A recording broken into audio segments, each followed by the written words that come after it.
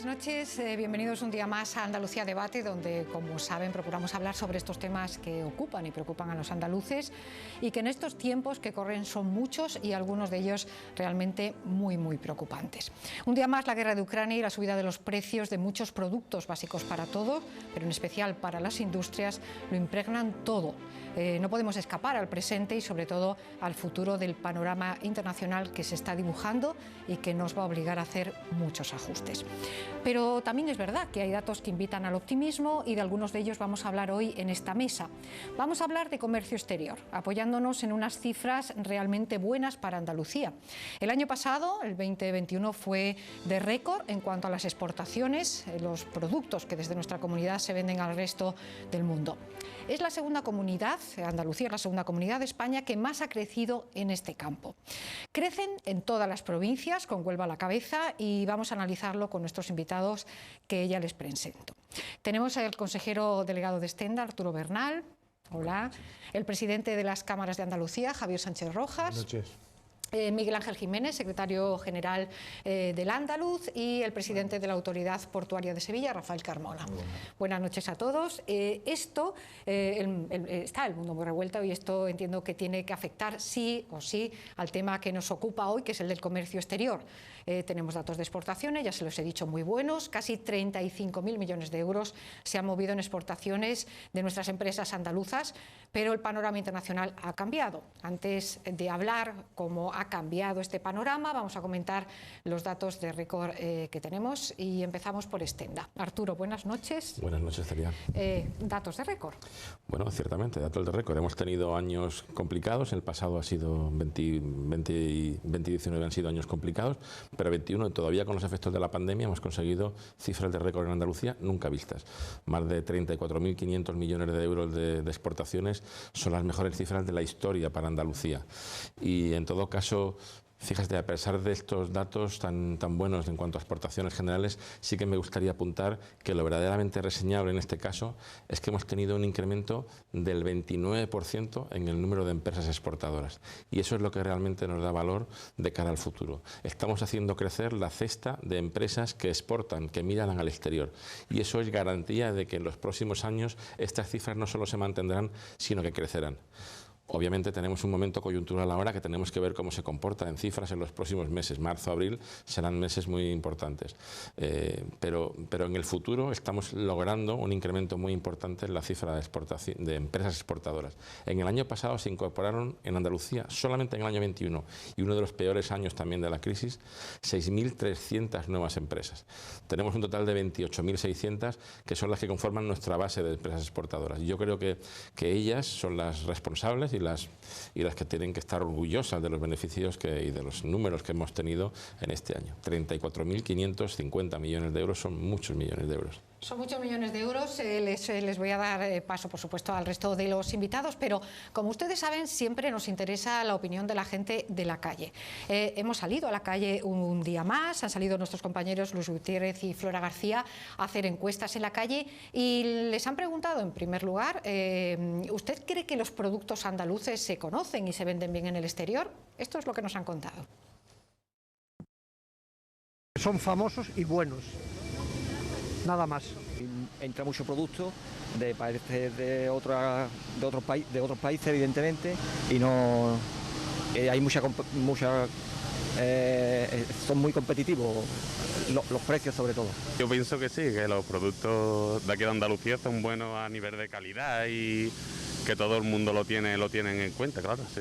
Por ejemplo, yo soy de Perú y tengo familia ya en Perú que vive en Arequipa y me han dicho que sí, consumen ahí jamón y el aceite de oliva y otras cosas más. El aceite de oliva, jamón, aunque el jamón a lo mejor de otras zonas, pero sí. Que Andalucía siempre ha sido más, eso como nos representa como toda España, que digo yo. Es el aceite sobre todo, ¿no? Que es nuestro oro líquido, digamos.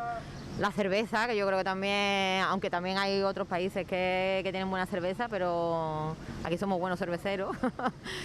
No sé, las fresas, sobre todo las frutas y los aceites, lo que yo creo que mejor son los productos de mayor calidad, los que mejor se suelen vender en el extranjero. Bueno, pues casi por alusiones le voy a dar la palabra al secretario general del Andaluz, que es una asociación que engloba a empresas agroalimentarias que factura casi el 70% de todo lo que se factura en Andalucía. Parece que los productos estrellas son los agroalimentarios en el exterior, o eso piensa la gente, porque a lo mejor no es así, ¿no? No, es correcto, la verdad es que es correcto. De esta cifra que comentaba Arturo, pues más de 12.000 millones de euros son exportaciones de productos agroalimentarios. Eso da una idea un poco del peso que tiene el sector en la balanza comercial andaluza. Y bueno, esta chica que comentaba última no iba muy desencaminada, porque precisamente frutas, hortalizas y aceites son nuestros principales productos agroalimentarios que exportamos al exterior, con lo cual el sector es absolutamente primordial y nuestros productos son muy valorados tanto a nivel nacional como internacional. Bueno, el tema está que los productos hay que moverlos, y entonces me voy a ir para este lado porque tenemos aquí al presidente de las cámaras, a Javier Sánchez Rojas, que esta semana han tenido mucho movimiento en torno a esos corredores ferroviarios que parece que necesitamos tanto y que no aparecen. Pues sí, y tiene que ver con lo que estamos hablando, porque Europa mueve el 18% de las mercancías, las mueve por ferrocarril, y España está escasamente en el 4%. Si nos ponemos el foco en Andalucía, donde tenemos un retraso que el otro día gritábamos en Antequera, casi 500 empresarios, junto con las dos administraciones que nos acompañaron, ya vamos tarde. Lo que tenemos que pensar es qué seríamos capaces de hacer si tuviéramos capacidad de sacar mercancías también por ferrocarril. Yo añado el valor a lo que estáis diciendo en datos, el heroísmo que supone con el COVID haber crecido en estos parámetros. Pero no solo, y perdóname Miguel Ángel, no solo en temas agroalimentarios, se nos olvida servicios, ingeniería. La ingeniería española y la andaluza en particular se está exportando muy bien, y tiene que ver con la biónica, tiene que ver con metal mecánico, naval, automóvil, que muchas veces, lo digo porque solo conociendo las cosas uno puede tener orgullo de pertenencia o orgullo de propiedad en este caso. Eso se hace en Andalucía y es un producto andaluz tan bueno como los de quizás que tenemos más cerca y más visibles, y añado el vino, al aceite y a todos los que tú has dicho, que los tenemos más metidos, digamos, en nuestra dinámica diaria. Pero por el propio puerto de Sevilla sale un montón de cosas y entra un montón de cosas que trasciende el ámbito agroalimentario. Andalucía no está de moda. La marca Andalucía es una potencia mundial en muchísimos temas. Lo que nos falta es muchas veces la autoestima para contarlo y pregonarlo y creerlo y sentir el orgullo de pertenencia. Es curioso porque hicimos un programa yo creo que la semana pasada o la otra, y le preguntamos a la gente precisamente por esto, y mucha gente nos decía eso: tenemos que creérnoslo. Fue una de las contestaciones más repetidas. Bueno, tenemos también al presidente de la Autoridad Portuaria de Sevilla, Rafael Carmona, que me han dicho: recuerda que el puerto de Sevilla es un puerto marítimo. Marítimo de interior, el único puerto marítimo de interior. Porque la gente a lo mejor no lo conoce. De la costa. Exacto. Bueno, también quiero darle la enhorabuena por su nombramiento al frente de la asociación Suncrais, se dice. Suncrais. San Cruz. Bueno, casi. Bueno, es verdad que las mercancías salen por ferrocarril, pero la fuerza de los puertos andaluces es muy importante. ¿Está reconocida esa fuerza? Hombre, es una infraestructura primordial, estratégica, para poder dar salida precisamente a nuestros productos y dar entrada también a las importaciones que recibimos. Tenemos el primer puerto en Andalucía, que es uno de los principales puertos de Europa, que es el puerto de Algeciras, que es un puerto que recibe muchísima mercancía, y que, como bien ha señalado Javier, pues que necesitamos tener ya resuelto, lo que pasa es que tardará todavía, pero ya resuelto la conexión con el ferrocarril. Claro, tener resuelto ese tramo que nos hace falta para poder conectar con las grandes vías que nos sacan los productos hacia Europa, hacia el norte. Desgraciadamente esto venimos demandándolo desde hace mucho tiempo y no se resuelve, y yo creo que ahora ya sí que se ha creado un cuerpo potente de reivindicación y esperamos que se cumpla. Pero ya no solo el puerto de Algeciras, el puerto de Huelva también es un puerto que tiene un volumen de exportación muy potente. Es el que más ha crecido, de hecho. Sobre todo de productos o de materiales o de mercancías relacionadas con la minería y con los productos químicos. Y eso es muy importante también, no solo el enfoque que estamos planteando, que es un enfoque agroalimentario, porque la industria también tiene que tener un peso específico potente en Andalucía, y tenemos un foco en la bahía de Cádiz muy potente de grandes industrias que también tienen un peso específico en la exportación. En definitiva, en el caso concreto del puerto de Sevilla también tenemos una relación import-export relacionada sobre todo con productos agroalimentarios, que es la potencia que tenemos en nuestra provincia sobre todo, y luego también tenemos una exportación de torres de aerogeneradores offshore para colocarlos, y que sobre todo van dirigidos al Mar del Norte para colocarlos en el océano, en el mar, que también es un referente en nuestra ciudad.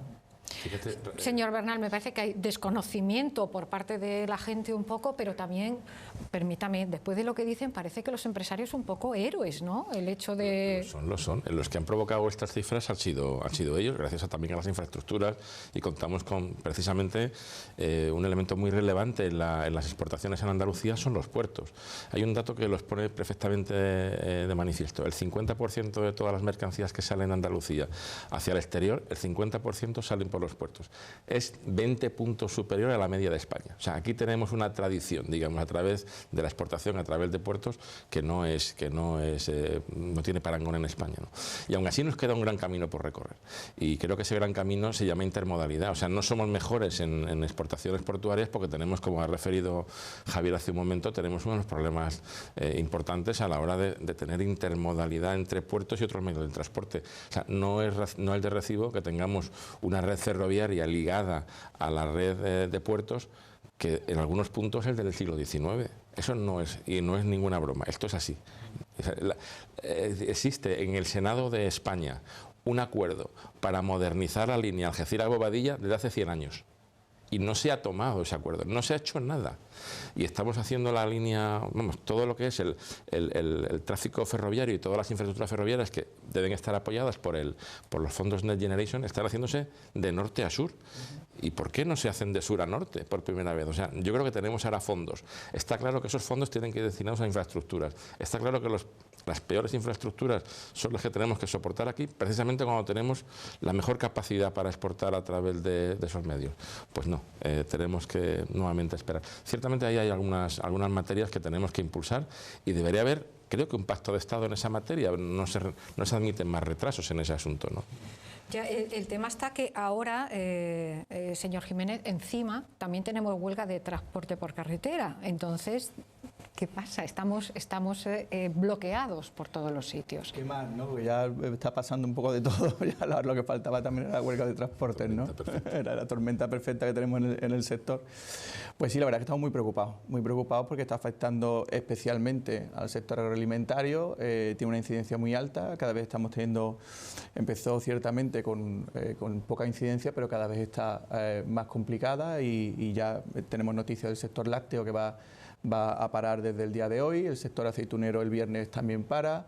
Tenemos referencia de todos nuestros asociados que están teniendo problemas para poder sacar las mercancías o recoger y bueno, pues es una situación muy complicada que sin duda no solamente afecta a las empresas, sino también va a terminar afectando a los consumidores, ¿no? ¿Es tan negativo todo? Es que me gustaría que dejásemos algún mensaje de optimismo, ¿no? No va a depender de lo que pregunte. Dependiendo de eso, Celia, yo soy capaz de modular, pero en fin, si tengo que hablar del transporte, digo varias cosas. No tenemos corredores ferroviarios. No, pero lo tendremos, aunque lo verán nuestros nietos, me temo, pero lo conseguiremos seguro. Decía Arturo que llevamos 100 años oyendo hablar de ellos. Llevamos alguno más, digo, no por corregirlo a él, pero porque tengo los datos frescos y el miércoles lo referimos, ¿verdad? El miércoles pasado en Antequera. Vivían nuestros pentaabuelos, que son 5 generaciones antes. Multiplica, son 125 años. Pero y entonces y después hay una ratificación en la conferencia de Algeciras de 1906, que es la que está en el Senado, en donde el Estado español, España, insta a construir, entonces no existía la Renfe, pero a la red de ferrocarril de entonces, la conexión de España con Francia, desde Algeciras. Todavía estamos esperando. Es decir, ahí nos tiene que hacer aprender de cosas, porque muchas veces dejamos hacer y dejamos pasar y no pedimos cuentas. Y tenemos que pedir cuentas a nuestros políticos, a nuestros dirigentes, como me la piden a mí, en donde me toca dirigir, ¿no? Con el tema de transporte yo tengo ahí unas sensaciones que a ver si soy capaz de trasladarlas. Estamos todos hemos pasado de la fatiga pandémica al estrés pandémico. Ya no faltaba nada que la invasión genocida y tremenda de Ucrania. Pero es que ya no nos acordamos del volcán. Es que ya el COVID nos creemos que ha pasado y en algunos sitios de China están empezando a encerrar otra vez ya poblaciones, ni más ni menos pueblos de 9 millones de habitantes, nada más. Pero es que el coste de la energía es inasumible para los ciudadanos, es inasumible para las empresas. Estamos viendo empresas antes de la huelga del transporte, Acerinox en el campo de Gibraltar, otro tipo de compañías que por el coste de la energía, que ya era bastante alto, de media un 34% más alto que los competidores europeos, pues que ahora ya es insostenible y se han ido a un paro, digamos, obligado. Y ahora viene el transporte. En el transporte a mí me preocupa que no le demos importancia, porque el problema de los conflictos no es cómo nacen, es cómo los volvemos a meter en casa, es cómo los solucionamos. Y aquí hay una carencia importante que es de interlocución. Las grandes patronales o las patronales organizadas o asociaciones, como podría ser la que Miguel Ángel representa, que están afectadas y están organizadas, pero quienes convocan no. Y están, me duele decirlo, pero están funcionando con las tripas y no con la cabeza. Que la energía ha subido más de la cuenta, todos estamos de acuerdo. Que es inexplicable que el gasoil, que es su medio de vida, esté en los precios que esté y que tenga el IVA que tiene, es inexplicable. Pero la solución con todo lo que tenemos encima es que nuestra sociedad, nuestros ciudadanos se merezcan un desabastecimiento. Esa es la gran pregunta. La siguiente pregunta es que después de las paradas viene el desempleo. Con lo cual, y cuando miremos a la culpabilidad, yo creo que unos por otros estamos consintiendo eso. Por cierto, también el Gobierno central, al que el otro día también aprovechando el foro de Antequera, tuvimos con él un encuentro, le fue preguntado en un canutazo con los medios de comunicación, porque claro, hemos visto imágenes en donde un grupo de piquetes para la Guardia Civil que iba escoltando ¿cómo se llama? Una fila, una hilera de camiones, un convoy. Eso es, un convoy de camiones. Claro, estamos cambiando, esto está cambiando a una velocidad de vértigo. Y una de las cosas que más me preocupa a mí, y termino, es que el mundo de las organizaciones, da igual a quien represente, hay que apelar a la coherencia, que es dificilísimo. Porque gobernar, moverte con las tripas, lo hace cualquiera. El problema es meterle un poquito de templanza y nos hace falta templanza. Sí, obviamente un poquito un factor positivo, ¿no? Porque, y sobre todo romper una lanza por las empresas. Perdóname, yo voy a hacer de representante de la Cámara. Venga. Hombre, tenemos unas empresas fantásticas del sector logístico, empresas agroalimentarias que en los peores momentos de la pandemia pues han dado la cara, han estado ahí, no nos ha faltado de nada. Digo, en la época en la que tuvimos que encerrarnos en nuestros domicilios, pues el sector del transporte funcionó perfectamente, el sector agroalimentario también, no tuvimos carencia de nada. Es decir, que tenemos un tejido... Se quejan un poco ellos, ¿no? Tenemos que han un tejido, estado ahí. Sí, tenemos un tejido muy potente. Es verdad que ahora mismo hay muchas dificultades, todo esto que estamos haciendo, hay una inflación galopante, pero claro, una inflación no derivada del conflicto, de la guerra que se está produciendo en este momento, de la invasión rusa. No, esa inflación se veía venir, ya hablábamos el año pasado que qué pasaba con ese crecimiento de los precios industriales que estaban empezando a crecer y todos nos intentaban pues tranquilizar, pero la realidad es que las materias primas estaban subiendo, que bueno, la energía estaba subiendo. En definitiva, había que haber tomado medidas y no se tomaron. Y todo eso lo están soportando nuestras empresas. Me acuerdo ahora de las empresas aceituneras andaluzas, sevillanas, que además se les ha machacado con los aranceles norteamericanos. Sí. Eso es. Y aún así se habían buscado otros mercados para intentar solventarlo. Por eso yo quiero ser optimista porque tenemos un gran tejido empresarial y estoy convencido que estas dificultades, si las enfocamos bien, y ahí necesitamos la concurrencia, en primer lugar, del Gobierno de España, que tiene que ser más resolutivo. Y estoy convencido que si viniera esa resolución unida a la colaboración con el resto de administraciones, con las autonómicas, podemos salir adelante y resolver los problemas. Y yo creo que hay que tener una esperanza, hay que tener un pensamiento positivo hacia el futuro, porque, insisto, hemos trabajado muy bien, tenemos muy buen tejido empresarial que seguro que va a superar esto. Pero es necesario esa apuesta y esa financiación europea que iba a llegar y que tiene que dar resultados. Bueno, perdóname, Celia, pero ha habido países, hay países en la Unión Europea que no están esperando a la resolución de Bruselas para actuar. Nosotros debemos ser los únicos que queremos convencernos a nosotros mismos y al resto de países. A mí no venga usted a convencerme que yo ya he aplicado las medidas. Irlanda, Italia, Holanda, Francia ya han aplicado medidas antes que nosotros, reduciendo el precio de la energía, reduciendo el precio de los carburantes. O sea, antes de la guerra nosotros estábamos pagando el gasoil un 30% más caro, la gasolina un 25% más caro, la energía en general, la energía eléctrica, el 80% más caro. Obviamente, con una inflación del 7,6%, no conocida en España desde el año de 1986, pues hombre, este tipo de cosas van a pasar. Pero es que posiblemente después de los datos de marzo o de abril estemos en 2 dígitos en la inflación. Y todo eso al final va a la cesta. Eso al final va a las familias, al final va al coste de la producción y va a la competitividad de las empresas. Yo creo que ahí tenemos un gran problema que resolver. ¿Es algo que no va a ser el cataclismo mundial? Pues seguramente no. ¿Por qué? Porque me gusta decir, es que las empresas andaluzas ya están entrenadas. Están entrenadas en todo este tipo de cosas, porque sufrieron la crisis del año 8. Están súper entrenadas. Y lo pasaron, no solamente la pasaron bien, sino que en el año 8 multiplicamos por 2 prácticamente todos los indicadores en cuanto a participación en el PIB de la exportación, empresas, el número de trabajadores que estaban enfocados y trabajando en el sector exterior. Es decir, aquel gran problema que fue la gran crisis que conocimos de Lehman Brothers en el año 2008 al 2012, que fue un auténtico desastre, y las empresas andaluzas se bandearon, no se bandearon. Para ellas fue un punto Un indicador también interesante, y perdona, es que en nuestro ámbito, en el puerto de Sevilla, que tenemos 850 hectáreas para hacer actividad portuaria y actividad logística, nosotros tenemos todos los días peticiones de empresas inmologísticas que se quieren localizar allí, o de empresas industriales que se quieren... Es decir, que las empresas están pensando en que el futuro va a ser bueno. Pero es verdad que las noticias son malas.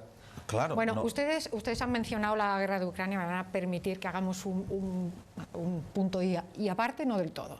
Y le hemos preguntado a la gente, porque da la sensación también que a la guerra de Ucrania le estamos echando la culpa de muchas cosas, a lo mejor que no tiene. Habrá seguramente incrementado muchos problemas que ya teníamos y se ha hablado de esto en esta mesa hoy. Le hemos preguntado a la gente de la calle, ¿usted cree que la guerra de Ucrania está afectando realmente a las exportaciones de nuestros productos? Esto es lo que nos han contado. La guerra de Ucrania va a afectar a la economía de una manera global, porque además tenemos que partir de la base de que entre el producto en origen y el producto en estado final hay una serie de personas que se van a lucrar de la situación. Hombre, yo creo que sí, de una forma evidente, desde el momento ahora que la Unión Europea, junto con el resto de las partes del mundo, tiene un sistema de aranceles, de fronteras, de intercambio de importación y exportación, evidentemente en el momento que se mueve una sola pieza, todo se afecta. Fluir porque todo, ya no solamente en Ucrania, sino en toda Europa y el resto del mundo, lógicamente, ¿no? Hombre, algo sí que puede afectar, efectivamente, quiera que no es lo mismo. Los cereales, según parece, según nos informa, y algunos otros productos, es posible que sí, claro, que nos afecte. Afecta a todo. De hecho, creo que ya no está afectando, pero va a afectar a todo. Va a afectar porque nos va a encarecer los productos, pero también es una oportunidad para poder trabajar muchas tierras que están en barbecho y crear puestos de trabajo, surtiendo las carencias que se están produciendo en el mercado como consecuencia de la falta del granero que supone Ucrania. Bueno, pues esto es lo que opina la gente de la calle. Hay gente que incluso ve una oportunidad, que es maravilloso, ¿no? Eso es muy interesante. Me ha gustado mucho esta última intervención porque hay que ver un poco una oportunidad en este tiempo de crisis, ¿no? Yo creo que la guerra de Ucrania efectivamente nos puede afectar, pero a productos, en nuestro caso, hablando del sector agroalimentario, productos muy concretos, muy determinados, lo que Ucrania efectivamente era uno de nuestros principales proveedores. Uno era el famoso aceite de girasol, que está muy de moda últimamente, o el tema de los granos, que indirectamente pues afecta también a la alimentación animal, de ahí a los productos cárnicos, etcétera, ¿no? Y bueno, nos puede afectar de cara a las exportaciones de determinados mercados que también son importantes para Andalucía, como es Rusia, un país de destino muy importante para nuestra aceituna, precisamente, la aceituna de mesa sevillana, pero a partir de ahí yo creo que las empresas andaluzas, como decíamos antes, están muy entrenadas. O sea, hemos pasado ya por muchas circunstancias. Como decía Arturo, durante los tiempos de la crisis 2008-2009 hubo una revolución en el sector empresarial andaluz que sirvió para internacionalizar de manera muy importante a las empresas andaluzas, porque lo que no se podía vender aquí en España hubo que buscar alternativas, y a partir de ahí se produjo un crecimiento de exportaciones y de empresas internacionalizadas muy importante. Durante la pandemia hemos dado el do de pecho, o sea, hemos sido capaces en pleno confinamiento de seguir abasteciendo a nuestros supermercados, a nuestros consumidores, y que no haya ningún problema. Y de estas circunstancias pues también pasaremos resolviéndolo pronto, ¿no? Como decíamos, porque las medidas no se pueden demorar más, ni se pueden esperar 12 días o 13 días a resolver estas circunstancias, porque los mercados están como están, ¿no? Entonces, yo creo que de todo saldremos y hay que ver una oportunidad, como decía este hombre, en estas circunstancias. De momento, hasta el 29 no vamos a ver ninguna bajada de impuestos. Nos ha dicho el presidente. No quiere que hablemos en positivo. me provoca. Y hago esfuerzo, pero no me sale. Hago esfuerzo, pero no me sale. Primero porque hay algo que en economía tiene mucho que ver, y es el estado de ánimo. El estado de ánimo frena el consumo. Lo que estamos viendo, estas guerras en directo que no tienen nada que ver con la que yo de pequeño recuerdo que veía en el Nodo, imágenes de la guerra de Vietnam o la guerra me acuerdo la otra de esa época. Ahora es en directo y es a diario, y estamos viendo las dolorosísimas circunstancias en las que se están desenvolviendo en Ucrania, ¿no? Y la sin razón, en fin, eso daría para un programa monográfico. Pero es que eso tiene traslación a la economía. Es que a poco que la cosa vaya un poquito más larga de la cuenta, el turismo nuestro se puede resentir. Es que yo ya estoy oyendo a los agricultores decir, tenemos que sembrar maíz para que no nos vuelva a pasar, como no nos va a volver a pasar con las mascarillas si viniera otra vez el COVID en aluvión. Tenemos que sembrar maíz hasta en las macetas, porque esta dependencia, que lo fabriquen otros en China, que lo siembren otros en otro sitio, nos lleva a unos estados ahora de ciertas consecuencias. En una aldea global, en una economía global, en una economía en donde just in time, es un cruise, a mí me cuesta trabajo decir just in time. En una economía en tiempo real, en donde de una factoría a otra, de un tiempo a otro, cualquier huelga de algo fastidia una cadena de producción larguísima y que afecta a el tema de la crisis de los semiconductores, es que no salimos de una y tapa otra. Por lo tanto, claro que las empresas tienen capacidad de reacción a eso. Lo que es preocupante es que estemos conviviendo con varios frentes a la vez. Y ahí es donde, por mucha capacidad que tú tengas, si el mercado se contrae, pues podemos tener problemas. Si además hay problemas en la distribución, pues seguimos teniendo problemas. Y todo eso no solo no nos ayuda a salir, sino que nos ayuda a escarbar, a hacer el boquete, digamos, a caer todavía más profundo. Es impepinable que todo pasaría porque termine lo de Ucrania, cuanto antes, mañana mejor que pasado. Y que esperemos que no caiga el meteorito, que no venga nada más, ya es que no nos queda de nada. Pero, no, lo digo en serio porque esto hay que meter, si no, esto es durísimo. Nos olvidamos de que todavía están muriendo 280 personas diarias. Eso es de COVID. Sí. Eso es un avión diario. Esto parece como que ya se ha pasado. Eso ya es de otros. No, 280 personas muertas. Claro, después le pedimos a la sociedad en general y a los empresarios en particular que afrontemos, pues claro que sí, lo hacemos todos los días, abrimos nuestras persianas, vendemos lo que podemos, vendemos lo que nos compran, pero ojo, subrayo lo que decía antes Arturo, es de heroísmo cívico. Es de heroísmo cívico. Arturo quería hablar, ¿no? Esa es la línea. Es verdad todo eso, pero que ante un problema, porque problemas vamos a tener siempre, claro. Y hay que buscar soluciones. Claro. A nosotros, tú preguntas que... Pero la solución es la bajada de impuestos, ¿ya? Depende de lo que hablemos, te iba a decir. Nosotros sufrimos el efecto de la guerra, de la invasión rusa en Ucrania. Nosotros vamos a tener un efecto de importaciones, de tráfico de mercancías hacia el puerto en torno a 300, 400.000 toneladas al año. De grano y de granel líquido. Has dicho que después hablaremos del aceite de girasol, de grano y de granel líquido. Eso es mucho dinero. O sea, 400.000 toneladas pues tienen un efecto multiplicativo, pues porque hay que descargarla, hay que enviarla, hay que hacer harinas para darle de comer a los animales, hay que sustituirlo, pero ante eso estamos buscando soluciones, pues buscamos otro proveedor en otro territorio. Pero, insisto, hay que ser optimista. Otros tráficos, por ejemplo, hemos hablado antes de la inflación. Se ha disparado el precio del acero. Nosotros aquí tenemos una siderúrgica sevillana, y otra en Jerez de los Caballeros, que es Siderúrgica Balboa, que se atiende a través del puerto. Están importando chatarra lo más grande. Y se está exportando, pues se están exportando vigas de acero, se están exportando pues productos terminados hechos por ellos a un precio, pues hay otros que están ganando. Y ese tráfico está creciendo. Es decir, que en todo esto hay unos que ganan. Por eso digo, pero al final lo que tenemos que buscar es esas soluciones que viabilicen o que favorezcan el que tengamos un resultado mejor o positivo. Bueno, la pregunta es si esas soluciones, ¿cuáles de esas soluciones dependen de los que estamos aquí? Contener la inflación hay de los que estamos aquí, digo. O sea, eso está clarísimo. Contener la inflación no va a ser fácil y ya la Comisión Europea está diciendo que como la pandemia ha acabado y las medidas de estímulo de la economía tienen que también haber acabado, pues porque ya la economía tiene un nivel, la inflación está creciendo tan rápidamente que lo que van a hacer es subir los tipos de interés.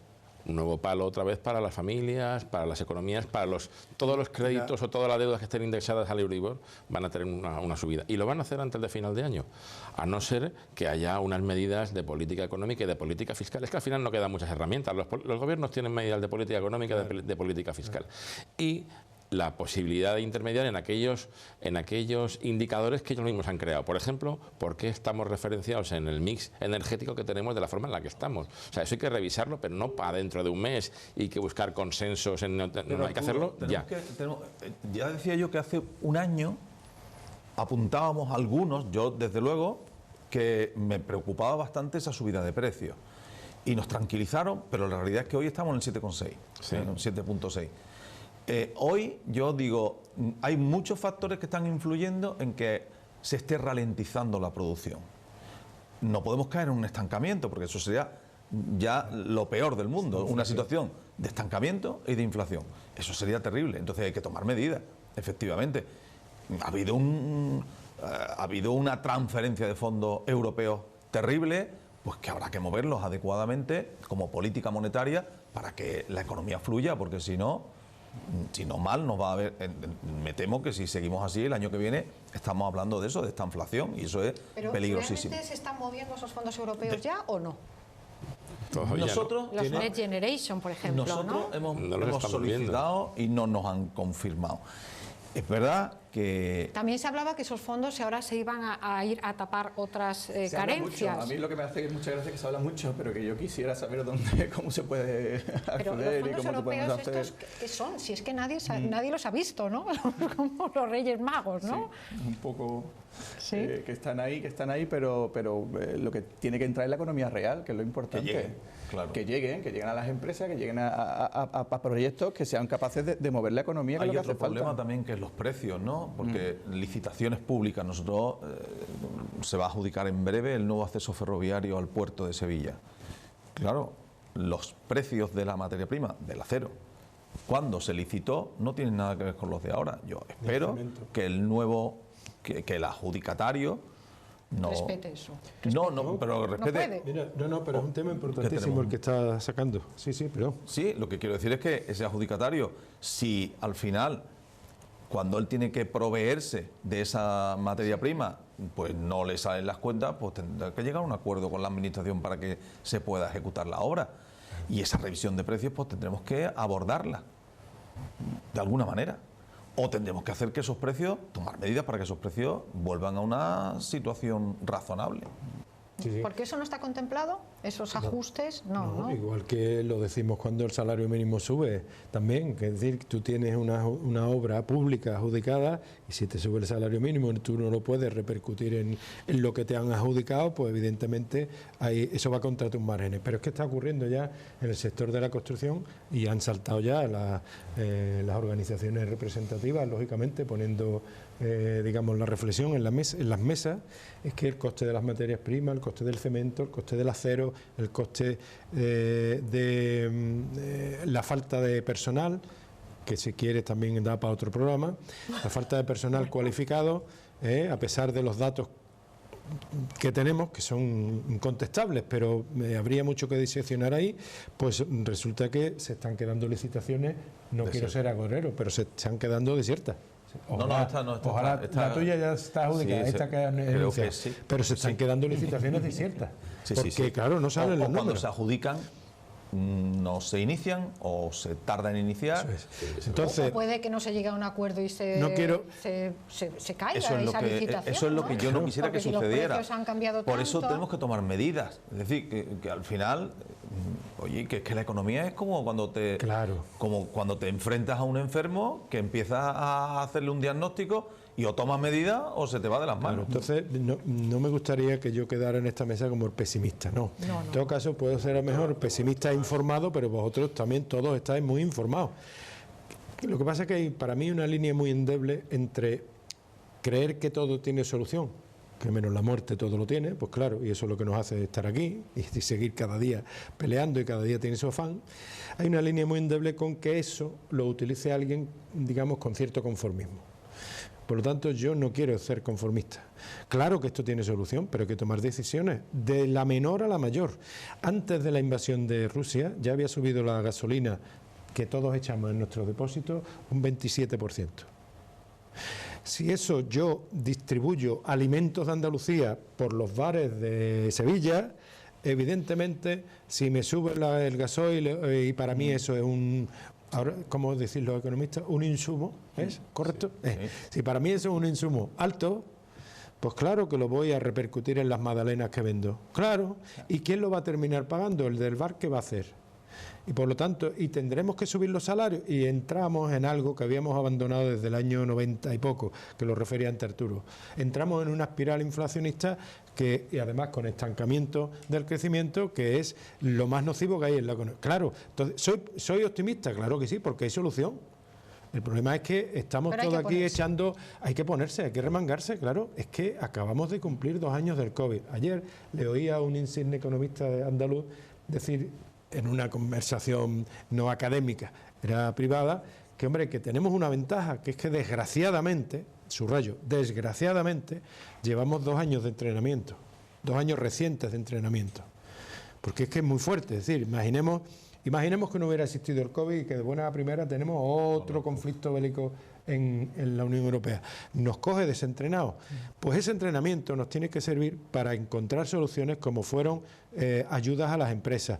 Stenda hizo un magnífico programa de devolución, porque el dinero tenía, según expresión de ellos mismos, el dinero tenía que estar en el bolsillo de las empresas para que no se parara el circuito y para poder mantener los empleos, y eso hay que hacer ahora también, porque cuando estábamos empezando a ver la recuperación, viene Putin y no solo se dedica a asesinar civiles, sino que ya nos mete en una situación difícil. Entonces, optimista soy, claro que sí, la guerra terminará, espero que pronto, y todo se arreglará. Bueno, esa sería una de las grandes noticias. Hay oportunidades. Estaba hablando antes Rafael, y yo no quiero pecar de optimista o de inocente, pero ayer decía un medio de comunicación que, como ya se había interrumpido el tráfico de cereales desde Ucrania, obviamente, no solamente hay que pensar que esta temporada ya no vamos a tener, sino que como no están plantando cereales para la siguiente temporada, pues tampoco habrá la siguiente.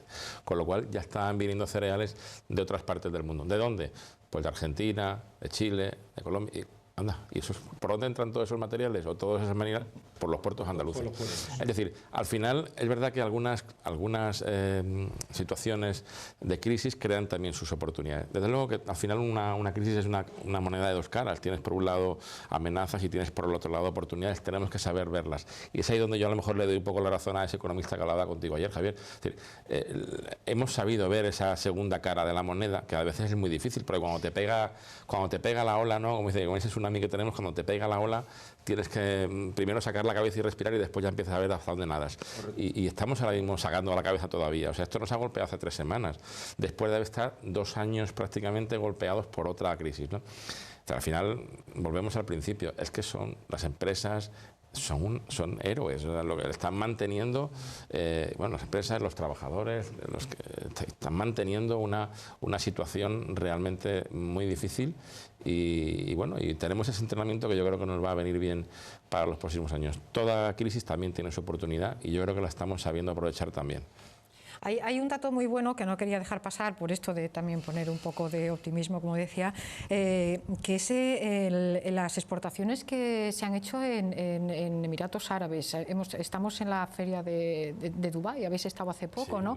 Y ahí ha crecido un montón las exportaciones andaluzas. Bueno, en el año 21 hemos crecido a 2 dígitos, es decir, por encima del 20% en todos nuestros mercados objetivos. Hemos crecido en Europa al 22%, estábamos hablando en América cerca del 25%, en África al 26%. En Asia más del 33%. Es decir, en esos mercados donde tradicionalmente Andalucía no tuvo una representación o un mercado objetivo importante, nosotros desde Stenda los últimos 2 años hemos trabajado precisamente en diversificar nuestra visión del mercado internacional y hacérselo también ver a las empresas. Y bueno, creo que todos los que estamos trabajando en este ámbito lo hacemos igualmente. O sea, los mercados de oportunidad están en el Asia del Pacífico. El Indo-Pacífico es el nuevo centro del mundo. Hay ya datos del Banco Mundial y datos de los organismos internacionales que dicen que posiblemente en el año 2040, que está aquí, será pasado mañana, el 65% de la clase media, que es la que al final da la base del consumo a nivel de una sociedad, va a estar en la zona del Indo-Pacífico, en la zona del Asia-Pacífico. Por eso muchas veces decimos que los mapas que tenemos en nuestras escuelas están mal, porque siguen colocando en medio a Europa y a España. Bueno, son los mapas de cuando las potencias eran España y Reino Unido, ¿no? Y bueno, Inglaterra. Y ahora creo que el mapa tiene que tener otro centro, y el centro es precisamente el Asia del Pacífico. Ese es un foco muy importante también geopolíticamente hablando.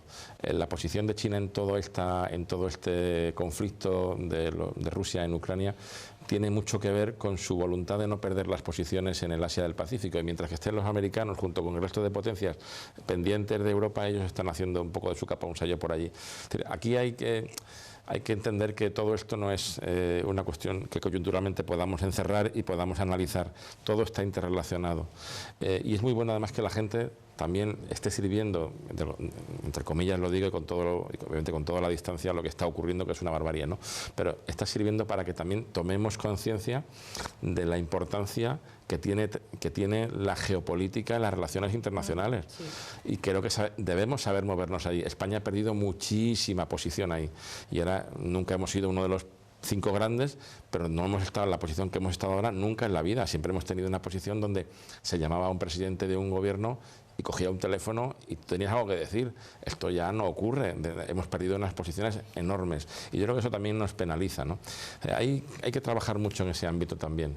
Bueno, vamos a hacer un pequeño corte para la publicidad y luego vamos a volver para hablar esto que ha salido, que os he dejado, que no os he dejado hablar mucho, que es el aceite de girasol. Ha habido una pequeña revolución en torno al aceite de girasol y vamos a hablar de ello en unos momentos.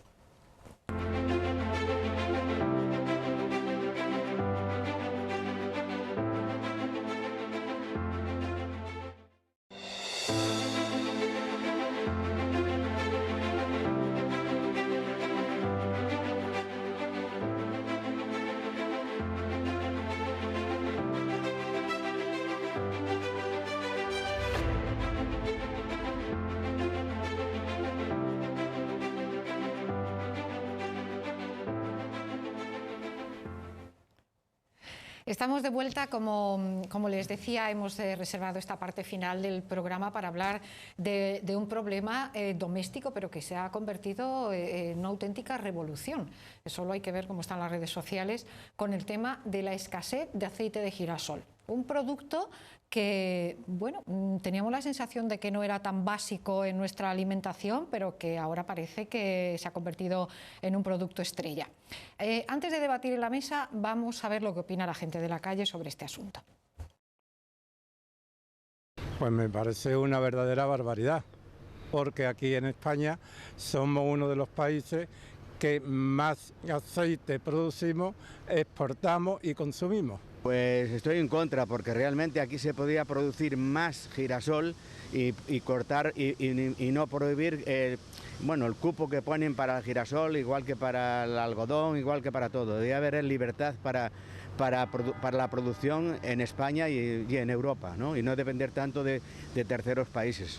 Nosotros podríamos tener aquí en Andalucía el aceite de girasol, podríamos tener los cereales, pero así es la política de los comercios y pues sí, nos va a afectar también, lógicamente. En España también hay mucho aceite y de hecho veo que la gente es que se están desde luego desbordando con comprar, que hay personas que incluso no lo han utilizado nunca y ahora con tanta televisión y tanto lo están comprando por almacenarlo, pero que vamos, que nosotros tenemos muy buen aceite y tampoco es una preocupación. Para mí eso es uno de los problemas, de los pocos problemas. Si es necesario habrá que hacerla, pero que también tenemos que empezar a hacer autosuficiente en la medida de lo posible, porque es algo estratégico. Ya lo ocurrió con la pandemia y lo está reforzando esta situación. Eso es una cosa que realmente me cuesta entender desde el momento y ahora de la brutal producción que tiene España, autoproducción de aceite de girasol. Me imagino que son las cosas de la macroeconomía, de que lo exportamos para luego importarlo, cosa que no puedo entender por mucha potencia que tenga Ucrania. Desde el momento y hora del trigo, de los cereales y del girasol, más tiene España, por lo menos en el girasol. Para mí inexplicable. Al andaluz y sí, los cortes de la calle nos llevan ahí, pero además quiero hacer referencia a unas declaraciones que ha hecho el consejero de Hacienda esta semana, hace unos días, Juan Bravo, que dice que Andalucía va a plantar cereales en las tierras que tienen barbecho para paliar la escasez, un poco lo que decía la gente de la calle, y que vamos a ser la despensa de Europa. Bueno, ya somos la despensa de Europa y de esta forma yo creo que seremos más aún la despensa de Europa. Bueno, yo creo que hablando un poco del girasol, que se ha convertido como en el papel higiénico de la pandemia, ¿no? Pues yo creo que hay que comentar un par de cuestiones, ¿no? Por un lado, es así, es que el 60% del aceite de girasol o del girasol venía de Ucrania. Eso se ha cortado por la guerra y a pesar de que España tradicionalmente ha tenido una producción muy alta de girasol, no llega al nivel de consumo que tenemos aquí en España. Por tanto, tendremos que buscar soluciones, a los problemas soluciones, como decía, y tendremos que buscar otros mercados de los que traer ese aceite de girasol que podamos cubrir la demanda que tenemos. Pero eso lleva su tiempo y lo haremos perfectamente. Lo que está ocurriendo en los lineales es una demanda anómala por parte de los consumidores que están acaparando aceite de girasol por una falsa sensación de desabastecimiento que no es tal, porque la campaña actual ya estaba almacenada. O sea que es que lo único que hay es un problema de stock, de poder llegar a cubrir toda la cantidad de acaparamiento de aceite de girasol que se está produciendo. Pero lo decía una señora ahí, pero sí, nosotros consumíamos aceite de girasol. Yo lo he vivido, esa anécdota la he vivido en un supermercado a la hora de llegar a pagar en la caja, sale la conversación que en esos días era recurrente, me imagino. En estos días, no, y en esos días, digo porque en el supermercado ese concreto se había puesto un cartel recordando que solo 2 por consumidor, etcétera, etcétera, y la persona de la caja refería cómo estaba viendo, claro, es de supermercado de barrio, conoce prácticamente a toda la zona y que se está llevando aceite de girasol a gente que no lo estaba comprando habitualmente. Por lo tanto, creo que le ha tocado gestionar algo. Primero, permíteme felicitar a tu equipo de redacción y a los ciudadanos que han opinado, que están llenos de sentido común. Llenos de sentido común. Lo digo porque muchas veces oímos hablar a terceros, no nosotros, hablando de los ciudadanos son sensatos y informados y llenos de sentido común. Y dicho eso, ¿cómo afrontamos los miedos cada uno? ¿Cómo gestionamos los miedos colectivos? Y a similares preguntas le estamos dando respuestas, a preguntas nuevas le estamos dando respuestas antiguas. ¿De dónde viene el miedo? Porque también ocurrió hace unos días que en algunas gasolineras veíamos colas, además no en todos los municipios, sino en este sí y en el otro no, porque las redes sociales habían convertido en viral hazte con aceite de girasol. yo te sigo a ti, tú dices, no hay aceite, ¿se va a acabar? No se acaba, antes voy yo. Es decir, estamos reaccionando de una manera que no hubiéramos reaccionado hace 10 o 15 años antes de las redes sociales. Por lo tanto, el esfuerzo de comunicación de las autoridades, de las empresas y de los ciudadanos en general, de los medios de comunicación, que tenéis que diferenciar, lógicamente, ante los ciudadanos esa información, tiene que ser mucho más fuerte que el que estamos haciendo hasta ahora, porque al final yo creo que nos pasa a todos, te llega algo viral, la gasolina pues lo primero que hace es pensar con el coche y repuesto.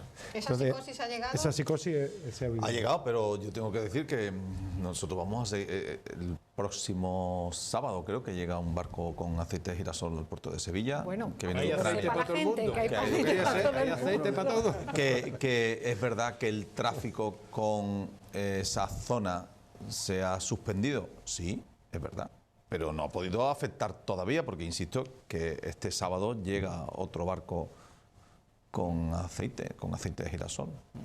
Vale, en eso y para nosotros, yo ya lo he dicho, que para nosotros sí que tiene efecto, porque vamos a recibir mucho menos que el que recibíamos, casi 400.000 toneladas, vamos, un 10% más o menos, un poquito menos, de nuestro tráfico de mercancías, ¿no? Bueno, pero y hay una pregunta. ¿Puede pasar esto ahora con la leche? Porque ¿puede pasar? No des idea.